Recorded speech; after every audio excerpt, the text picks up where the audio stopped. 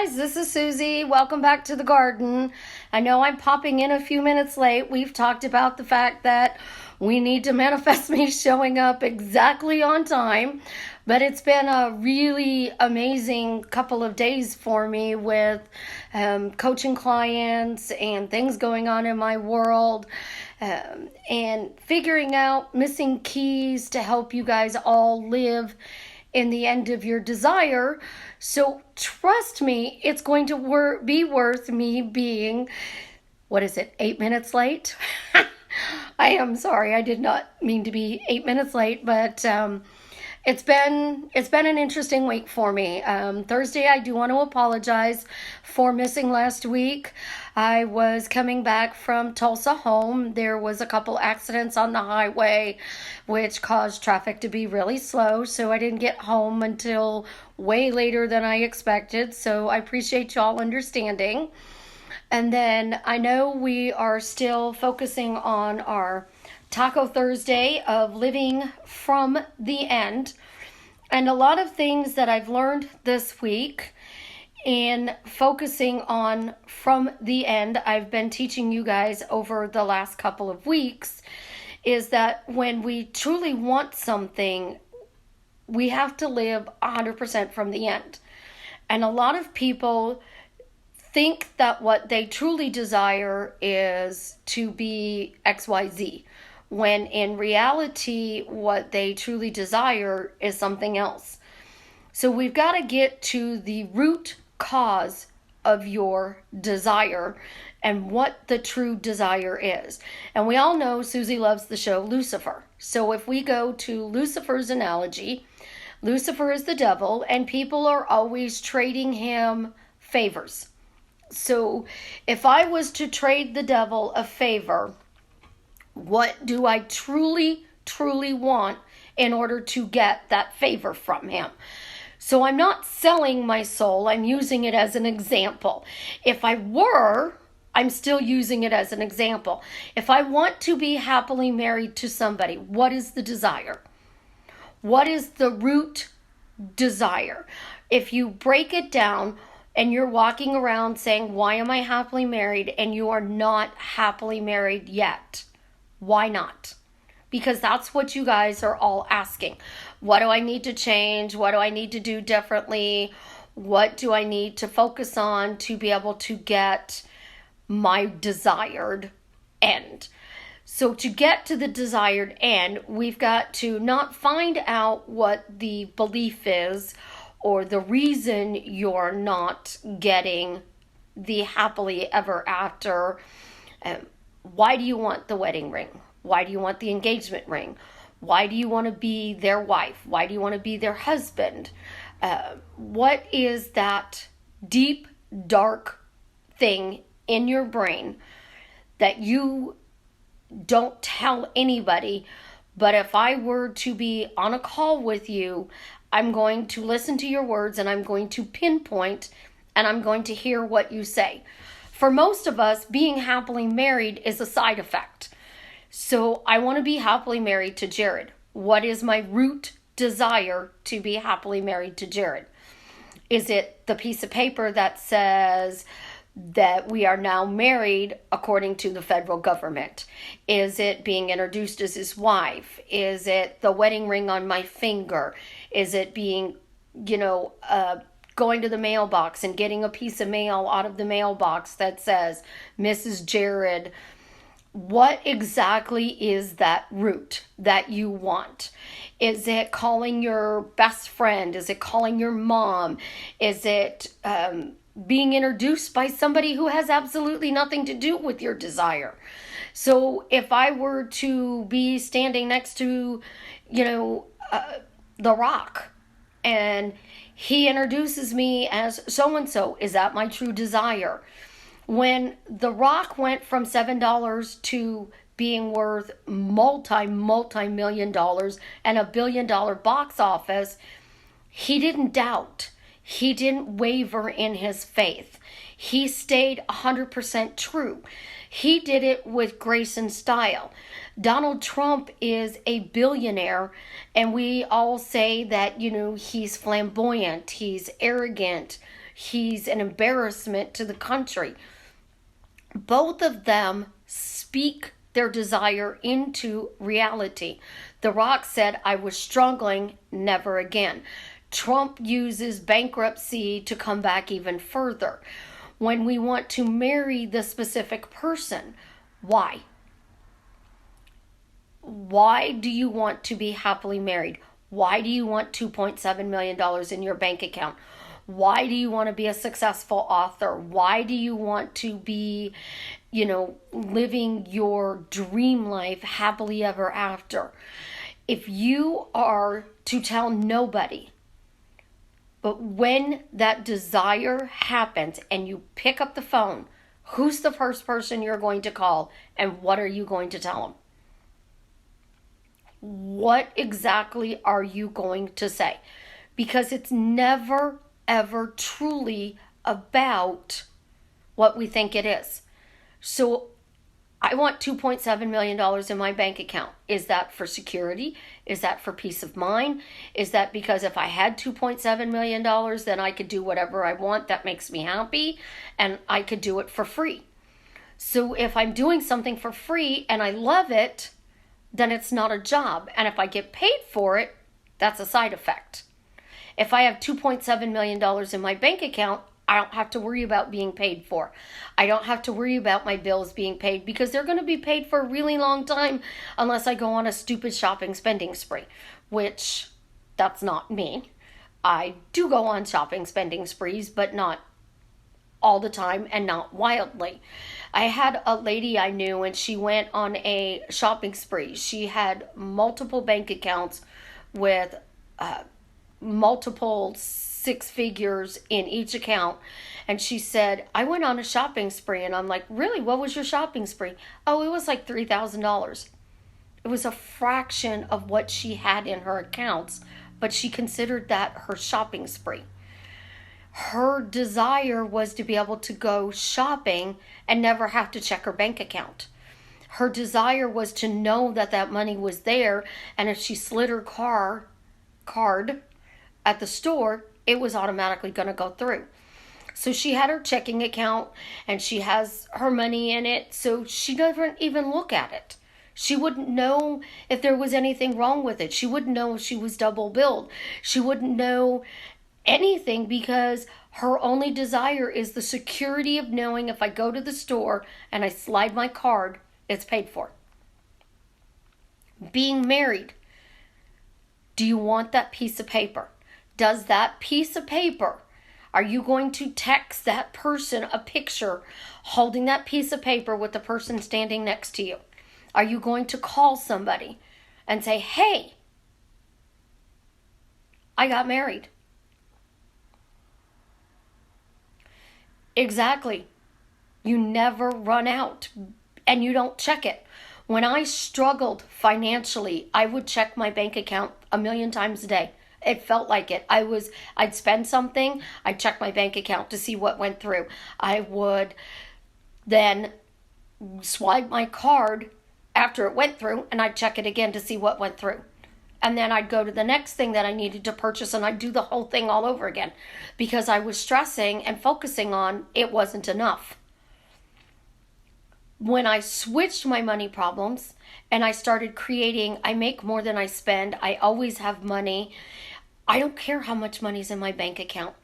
I can go shopping and buy a ton of bracelets and spend pennies on the dollar because they're on sale, and I can come home with 300 bracelets and spend $260. I can go get my nails done and one of my dearest friends' nails done. I can buy lunch. I can pay the toll road. I can put gas in my car and then my bank app doesn't work and I'm like, oh well, I still got money in there. I'm not worried. It turned out I spent almost $500 Thursday, Friday, Saturday. I couldn't check my bank account until yesterday and I looked at it and I was like, oh wow. I didn't realize I still had that much money in it. Must be nice to have money. Your focus, everybody says you have to drop the desire. You have to move past it. You've got to let it go because when you let it go, it manifests. No. We obsessively focus every single day of our lives, 86,400 seconds a day, about the things that we want.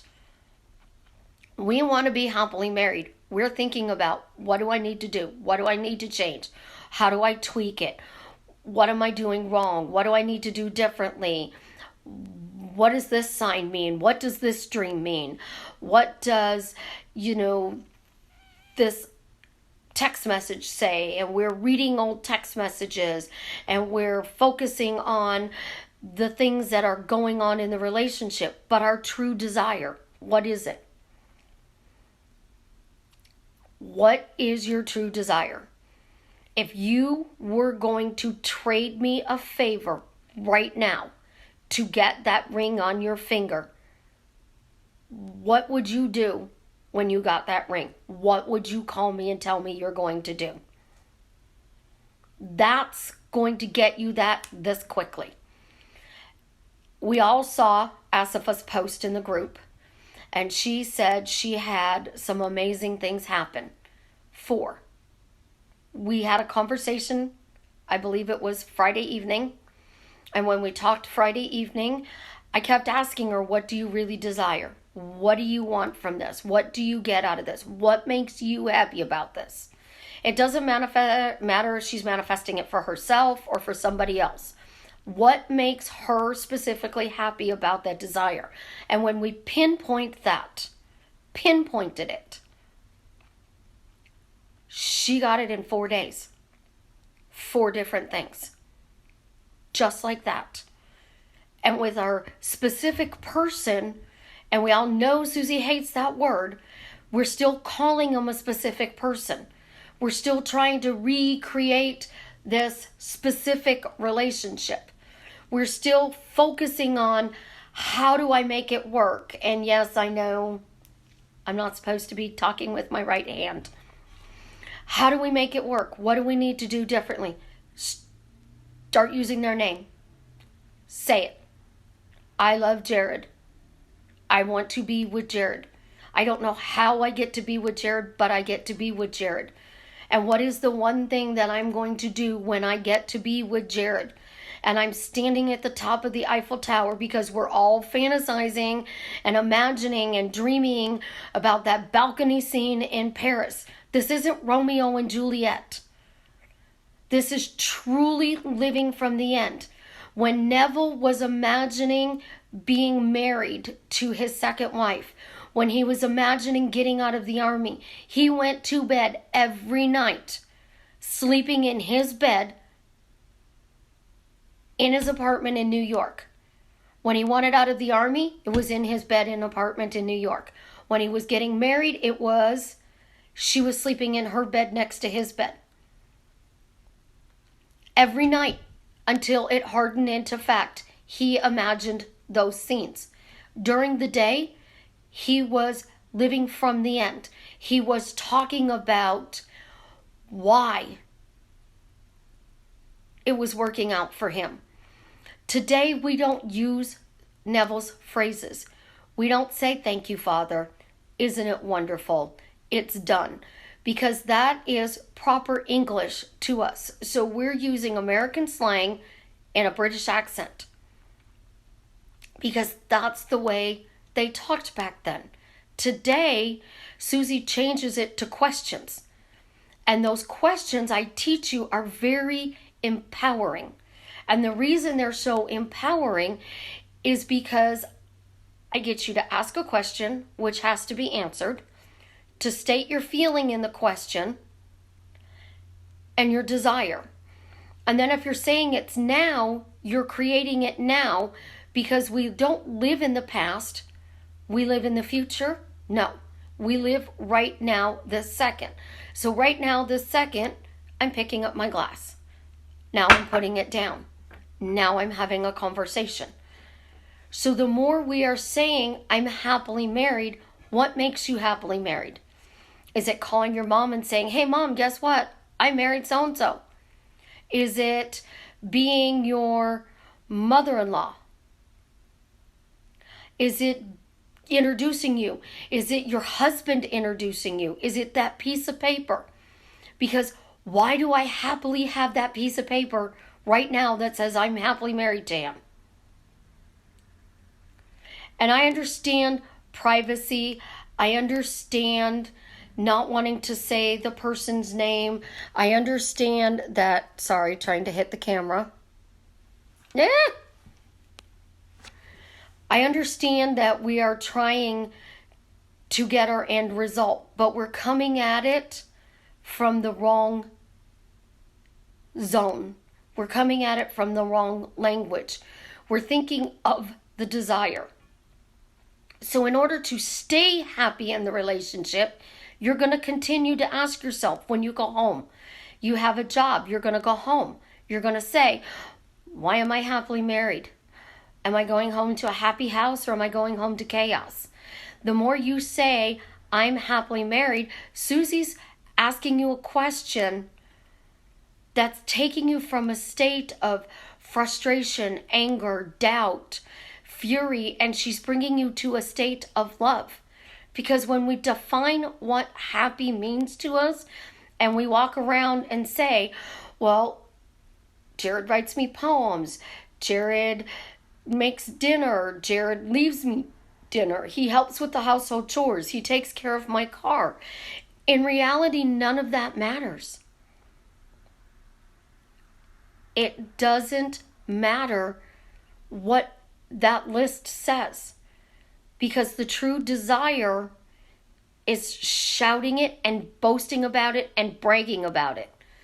And Kimberly's always saying, he writes me 5-page love letters. And she has 5-page love letters to prove it. She has text messages. She has videos he sends her. And she's boasting about it and bragging about it and telling everybody, create your romance the way you want it. I get 5-page love letters. When we live in the end, we are talking about exactly what we get. 5-page love letters, text messages, poems, romantic candlelight dinners. He's sending you flowers at work. What are the girls at work going, oh my God, she's so sick, she's so happy, look at what her husband does for her. That's what we want to hear. And what are they saying? So if we type it out, we're saying it. If we initial it, we can still walk around and initial it and say, I'm Mrs. J. I'm Mrs. J. I'm Mrs. J. I'm Jay's wife. Isn't it wonderful? The reason Neville teaches, thank you, Father, isn't it wonderful, and it's done, is because we all talk about the law of attraction and how we got here. So in our bodies, we have a gut feeling. And when we feel something in our gut, we know it's true. We know it is done. We know it's happened. So if we're saying, isn't it wonderful, I am Mrs. Jared. Isn't it wonderful, I'm happily married to Jared. We're feeling that in our gut. Not our heart, not our head. There's no emotional attachment to it because it's our gut feeling. And our gut's always right. If I'm walking around saying, I have the greatest marriage in the world, my husband spoils me rotten, I'm bragging about it. Living from the end is bragging about what you have and who you would tell it to. Who are you boasting it to? Who are you standing next to? And you're doubting because you're not living from the end. You're doubting because things are not working out for you. You're doubting because you're not 100% knowing exactly what it is you desire. What are you desire? Again, back to it. There's 3 steps to manifesting anything. The first thing is knowing what you truly desire. I desire to be happily married to Jared. Why? And I use me not because I'm an egomaniac, but because I can say me and I'm creating every time I say it out loud. So if I pick Tom, if I pick Harry, if I pick Billy Bob Thornton, if I pick The Rock, I'm creating when I say that. So the more I say, why am I happily married to Jared? What's my true desire there? What do I want? I want to be his wife. Truly 100% want to be introduced to the world as his wife. To hear him say, this is my wife. I'd like you to meet my wife. I have the most amazing wife. Honey, come meet her. This is my wife. To me, that is the beginning and the ending. Because to me, that says it's done. I'm there. I've got it. Everything I'm hoping for, wishing for, dreaming for, because he's introducing me as his wife. It's not a piece of paper. It's not a phone call or a text message. It's to physically hear him say, I'd like you to meet my wife. And when you get that desire, you hear it. Because the big things you'll get as a side effect. They will happen. You will get the vacations, the dream house, the car, the money. But when you connect totally 100% and you own what you want and you live from the end and you are blissfully happy. So when I say I am happily married to Jared, it's because he's introducing me as his wife. It's simple. It's crazy. It's ridiculous. In this day and age, we don't really send out Christmas cards. But when I was growing up as a kid, my grandmother would get Christmas cards and it would be addressed to Mr. and Mrs. It was always Mr. and Mrs. and the guy's name. So for me, that guy's name is incredible. It's amazing. It's the ultimate gift. What is your ultimate gift?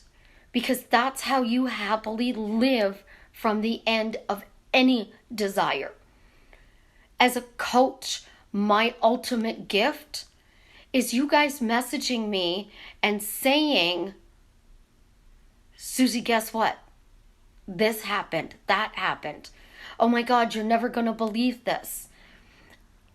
My success is only as good as your success. And when I think about it and I'm talking to somebody and they're like, tell me something that you did really great and successful. I don't care about the bank account.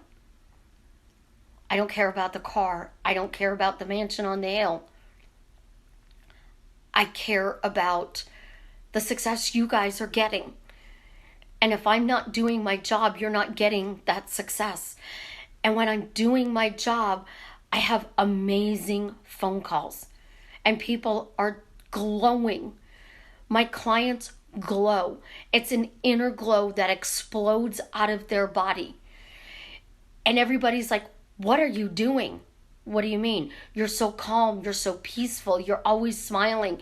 You're happy. I've never seen you glow. You take a picture of them today and you compare it to 6 months ago and you can see it in the camera.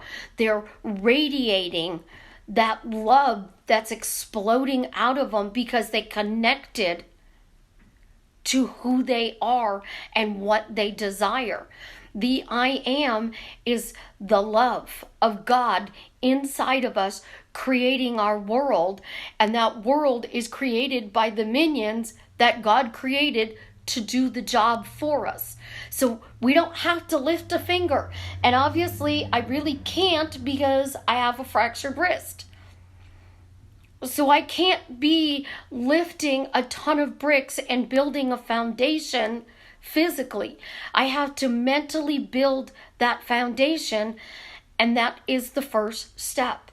My true desire, the reason for getting up in the morning, the reason I would contemplate making a deal with Lucifer for a favor. Why do I want that? And then once I get that, what is my story? My story is talking about it all the time.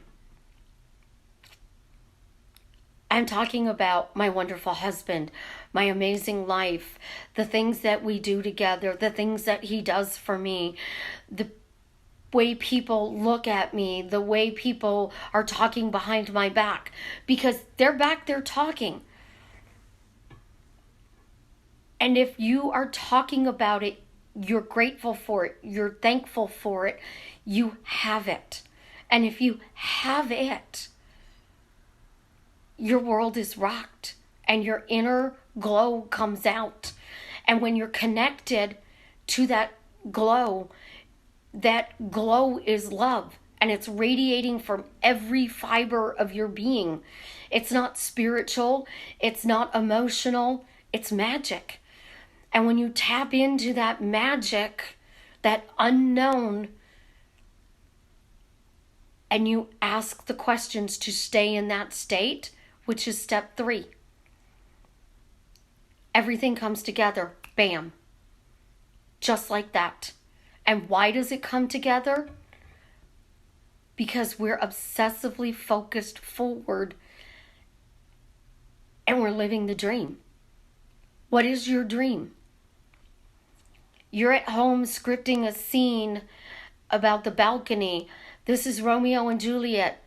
She's standing on the balcony and he's talking to her. I'm talking about sitting on the counter having a cup of coffee. My daughter brought me lunch today and we were talking about being a successful coach and how I change people's lives and how simple things make such a difference, because the little things are what build your foundation. The little things are what brings your world alive. And the little thing is somebody bringing you something to drink. In my case, right now it's opening my something to drink. I can make coffee, but I had to get somebody to open up my cream. So if I don't have somebody to open up my cream for me, I can drink my coffee black with sugar, but it's not what makes me happy. A little cream, a little sugar, and a lot of coffee. And a lot of coffee. Because we know my coffee cup is 30 ounces. So it is 24 ounces of coffee, a little bit of cream, a couple spoons of sugar, and I have the best cup of coffee every day. Simply because I talk about, why do I have the best cup of coffee ever? What makes my coffee the best? I'm not manifesting a cup of coffee. I'm drinking the best cup of coffee, living the most amazing life with the people I love, and I'm surrounded by peace. Lucifer says us humans love drama. We love money. And we're always going on about our drama and our money. So if our drama is why I'm living happily ever after, that's good. That's focusing forward. If our drama is doubt, if it is what am I doing wrong, what am I missing, then we still need to tweak that story so that you're getting that $1 million life.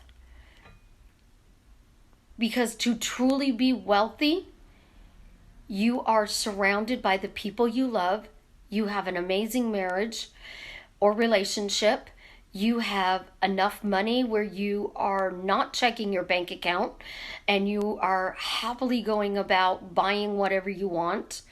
You have the house, you have the car, you're going out to dinner with your girlfriends and you spent more than you thought you would and you're like, oh, it's no big deal. Here's my card.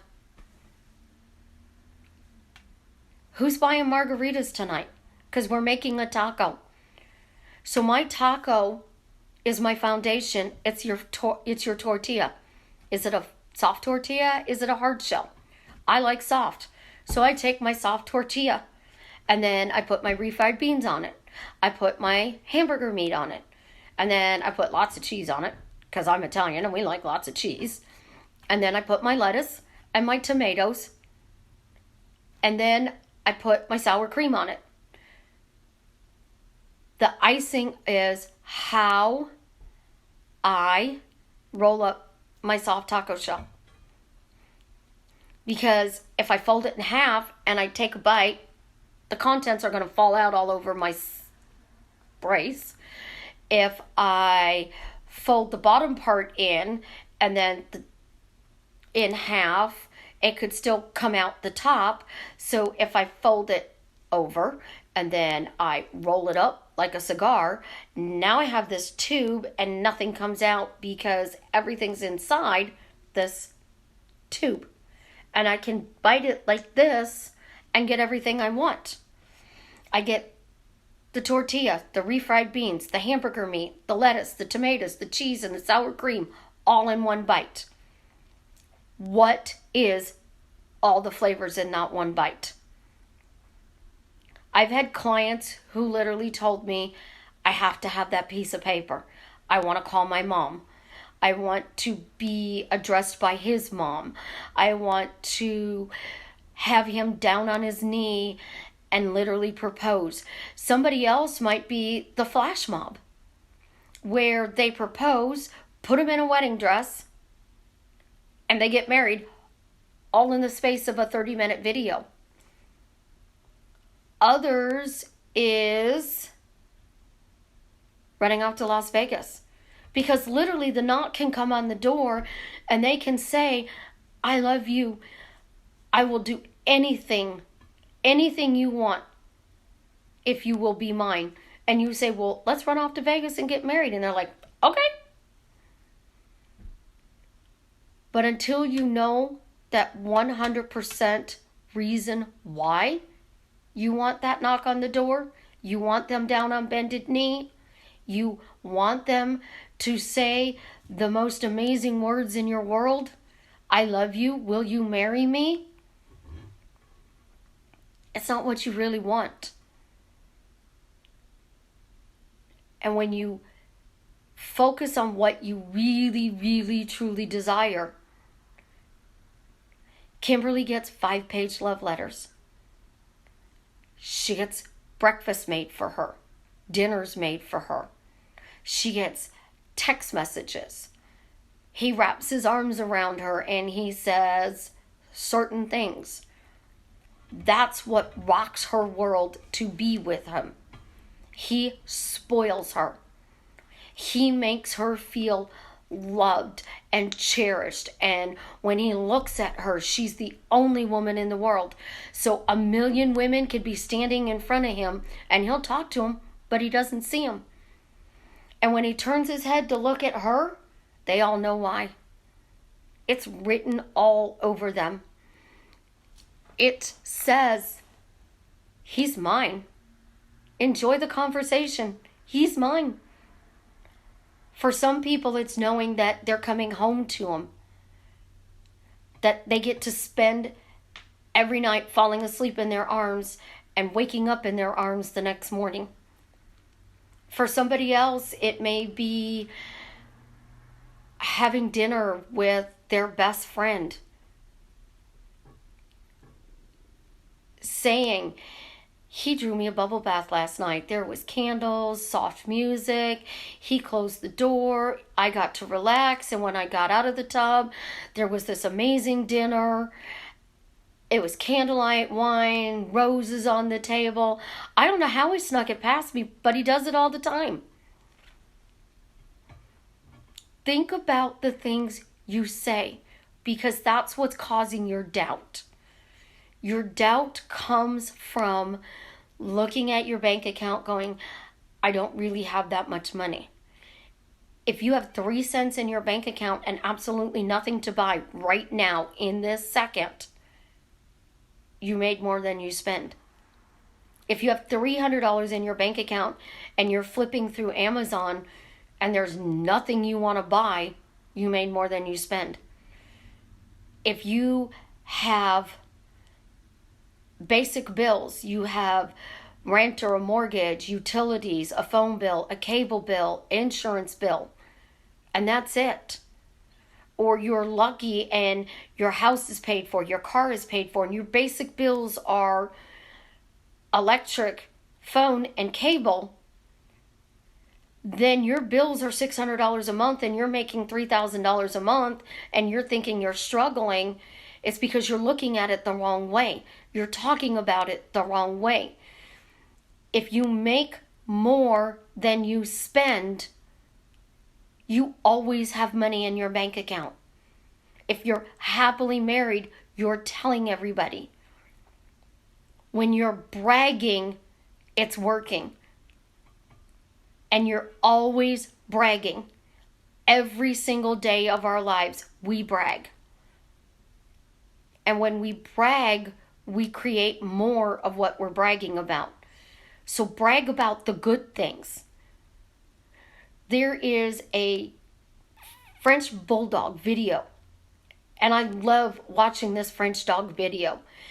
He's always up to no good. He's always causing mischief. He's always barking and howling and the little captions of the things that he's saying. But in the end, mommy's telling him, "You're loved. It's okay." And he's like, "Oh yeah, I am. That's right." He's creating chaos and we're all laughing at it.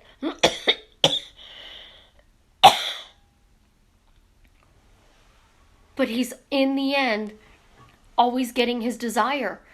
And that's what Hollywood and Bollywood and romance novels and even action movies are selling.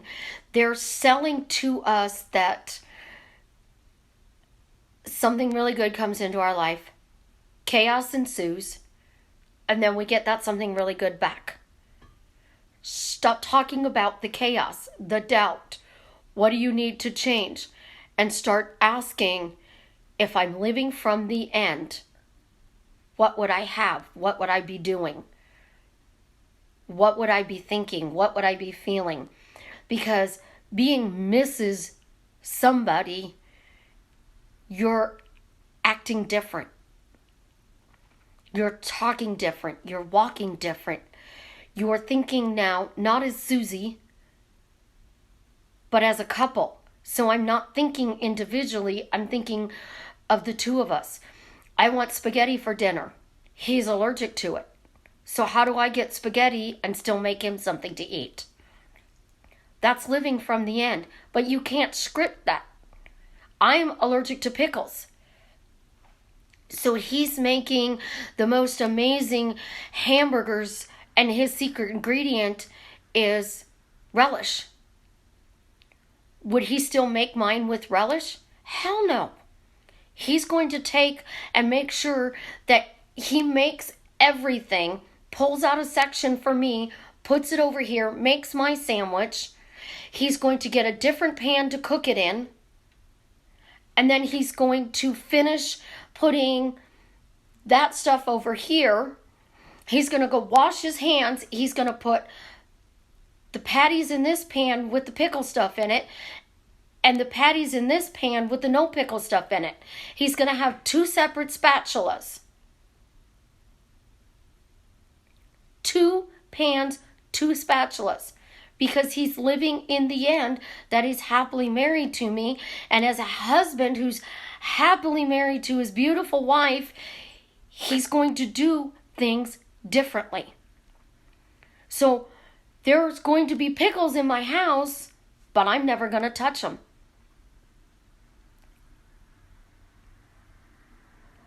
If he is head over heels in love with you and you are head over heels in love with him, what are you doing differently?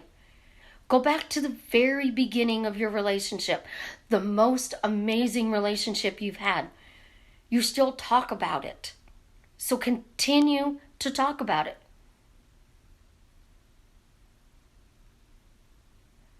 Continue to say,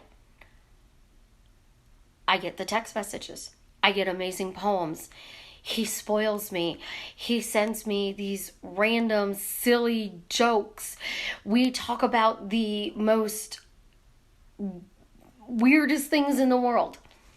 Can you have a 3-hour conversation about Barbie's measurements with the man you love? Or is that going to make you freak out? Can you be in psycho cleaning mode and your phone goes off and you don't even know what the message says, but it's his text tone, and psycho cleaning mode goes out the window. That's how you felt in the beginning. And that's what you talked about. How did they make you feel? What did they say? What did they do? And the more you imagine and speak about the beginning again and again and again and again, you're recreating that. When my uncle's wife passed away, Uncle Earl didn't say, Millie died, Aunt Millie died. He said, my bride died. They were married for over 54 years, and he still called her his bride.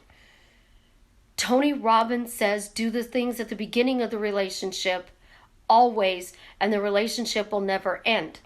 So if you stop asking why you're happy in this relationship, it's going to end. If you stop asking what about this relationship makes me happy, it's going to end again. If you're recreating the relationship and it's easy to get them back, but it's hard to keep them, what are your words saying? They're saying, I can get them back, but I can't keep them, even if those aren't the specific words. You're talking about, we're fighting, we're not getting along. I don't know how many people who call me and say, I married him, I got my specific person back, we're living together, and I am so fucking miserable. What do I need to do? Find something they do that rocks your world. What rocks your world? What are you going to trade that favor for? And only talk about it. Because that's how you connect to the I am. That's how you connect to the happily ever after in the relationship. That's how you connect to the love in the relationship. Bubble love doesn't go away. It never goes away. What happens is you get so used to driving the car, you no longer appreciate it. It's just a car. So you get back in that relationship and you get comfortable. So you stop doing your hair, you stop doing your makeup, you stop doing your nails. You no longer have to impress them. So you put on the baggy sweats and the baggy sweatshirt and you pull your hair up into the mom bun. And when you do that, things start changing and you're like, well, he doesn't treat me like he used to.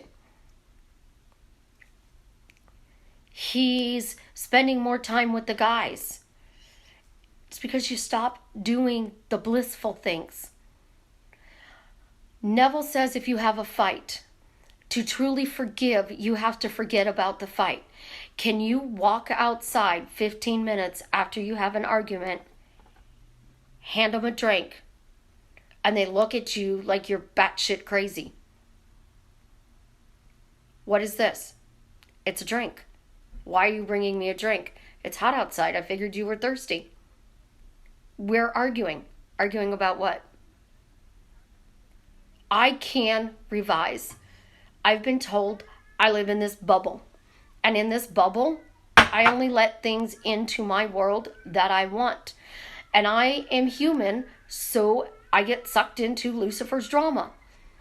Because drama's fun to watch. And people want to feed off of it. Because if I have drama and my drama's worse than your drama, then I'm creating you feeling better.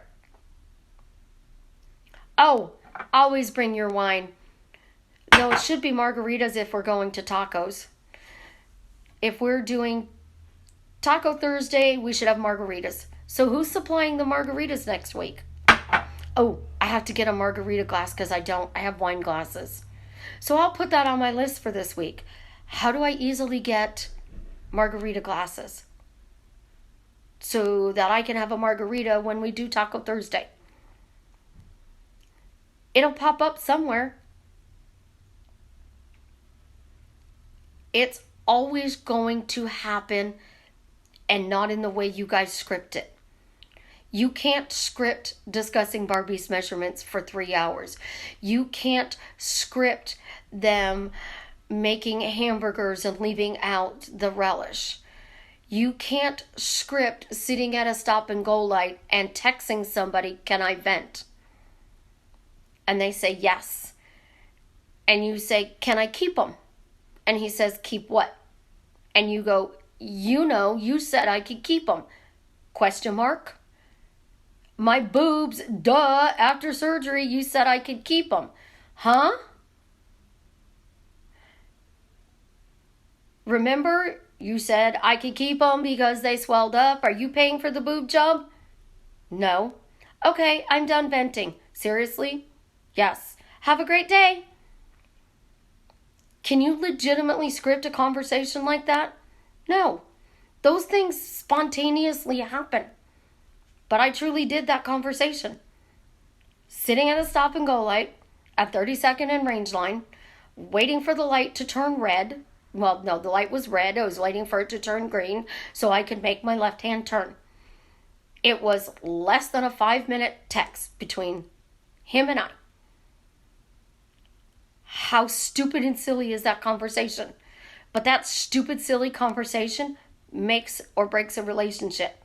That stupid, silly conversation is what makes you truly happy. Because if they look at their text message that they get on the phone and they walk into a poll, everybody knows they're happy. Everybody knows you're happy. If they're looking forward to your text messages, they're happy. But you're not creating a text message because they naturally happen.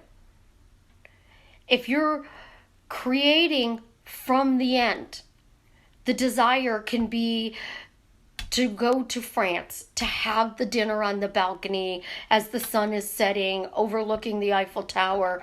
You're clinking wine glasses. They're telling you that they love you and this has been the best 10 years of my life. You can have that. But if you're imagining that, you're not living from the end. You are faking it until you make it because you're constantly imagining that. You're forcing it. You're trying to feed a baby spinach and they're spitting it all over you. It's not going in because you're not connected to that internal heaven on earth. You're not connected to the kingdom of heaven within, so you can't create that scene. It makes you feel good. That's faking it. Because the true living from the end and feeling it real has nothing to do with them. It has to do with that one thing that you would do every single time you get that desire. What are you calling me and telling me? What are you texting me? Why are you going, "Susie, answer your phone. Susie, where are you? Susie, I have to tell you. Oh my God, you're not going to believe this." Guess what? What is that statement you're going to make? Because when you figure out that statement, you will feel it in the gut. It will be done. And literally all you have to do is walk around and say, "Why am I happily married? Why am I happily married to Jared?" Because he's introducing me as his wife. There's my feeling. That's the click. That's the missing piece in the puzzle. And we all know there's a missing piece in the puzzle up there. Was it deliberate? Heck no. But that missing piece of the puzzle taught me to be a detective. What are the other 999 pieces that put that puzzle together? And when you put that piece of puzzle together, the missing piece is that statement that you're shouting out to somebody you can't wait to tell. And when you figure out that statement, you're living from the end, you're feeling it real, it's done, and it will happen psycho fast. It will happen so fast, you won't even know what hit you. Because 4 days from one conversation, she got 4 things. 4 things in 4 days. when you are happy, because that's what I'm asking you. Why are you happy? Law of attraction teaches if you're happy and living your joy, you create everything. If you're happy and living your joy, everything is a side effect. Because truly what we all desire is to be living our dream life. We want to be Cinderella and Sleeping Beauty and Snow White. We want to live happily ever after. And when you find the inner peace, the inner calm, the inner love, and the true desire of why you want XYZ, it no longer is a when, a how, a what.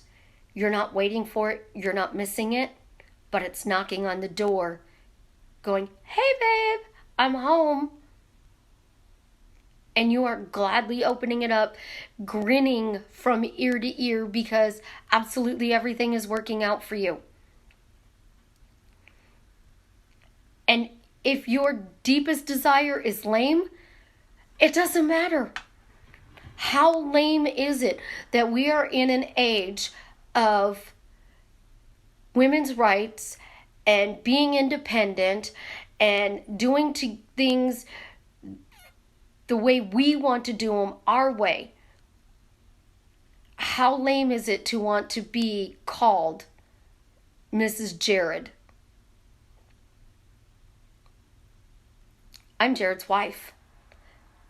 So I walk into a room and somebody goes, "Who are you?" "I'm Jared's wife." That's how they introduce themselves in the 1900s, the 1800s. You became Mr. and Mrs. So-and-so, Mr. and Mrs. So-and-so.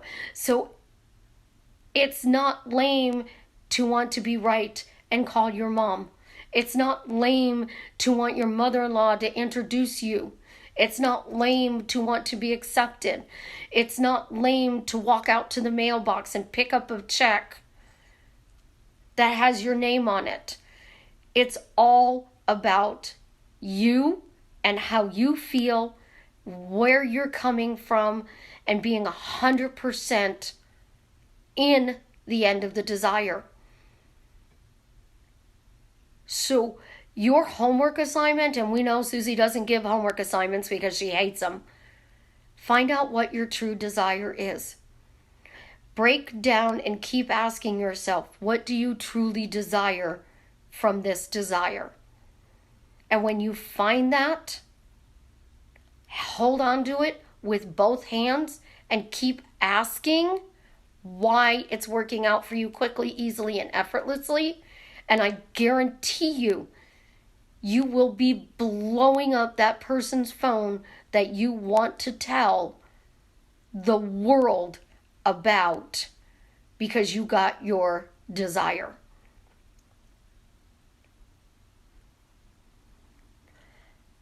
I'm going to go watch football because we know Taco Thursday is on Thursday Night Football. And I'm going to go finish my glass of wine.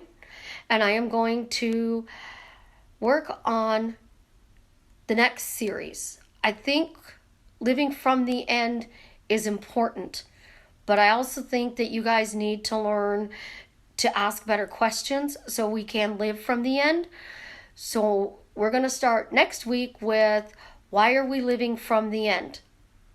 With better questions. So we're going to continue hounding and pounding and living in the assumption until it hardens into fact. And I'm going to teach you those 3 steps. Your desire, creating your story. Well, maybe we should do create the story next week. And then why we ask better questions. And I teach it from Neville's perspective because if you know what you truly desire, we can create that story and your imagination, your thoughts, and your words can line up so you don't have those doubts and you can live your dream life. I love you guys. Have an absolutely amazing evening. I will see you next week.